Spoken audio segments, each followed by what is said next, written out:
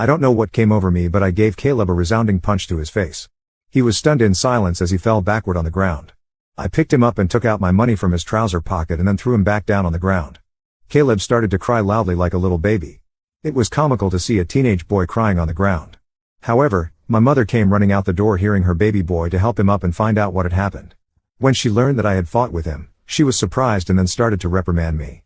She told me that as an older brother, I should teach better things to Caleb, while Caleb seemed to be enjoying seeing me being chastised. My mother also complained to my dad about how I had thrashed Caleb up and how I needed to be controlled. My dad grimly asked both of us to explain ourselves. I told him how Caleb had stolen the money that I had worked hard for and saved up, while Caleb attempted to justify how he needed the money for a date and that as my brother I should help him. However, Dad told Caleb that he was lucky that I just punched him for stealing my money because anyone else would have called the police on him. My dad continued to tell Caleb how he had no right to take others' things without their consent. Caleb didn't like that and started to throw a tantrum, probably wanting our mother to side with him, but Dad remained firm. When Caleb realized that I was not going to be punished for punching him, he screamed how much he hated me and then ran back into his room and locked himself in. Since that incident, Caleb maintained his distance from me.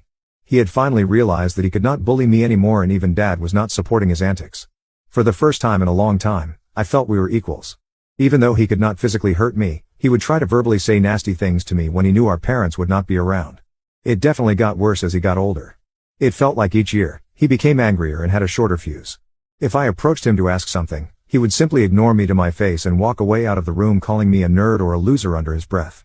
If he wanted to say something to me, he would only go through our mother, who would relay the message. I would question my mother as to why Caleb could not just talk to me if he wanted something, and she would implore me to be more understanding. I had no clue if this was just him going through puberty, and I had to wait it out, or if he actually truly hated me.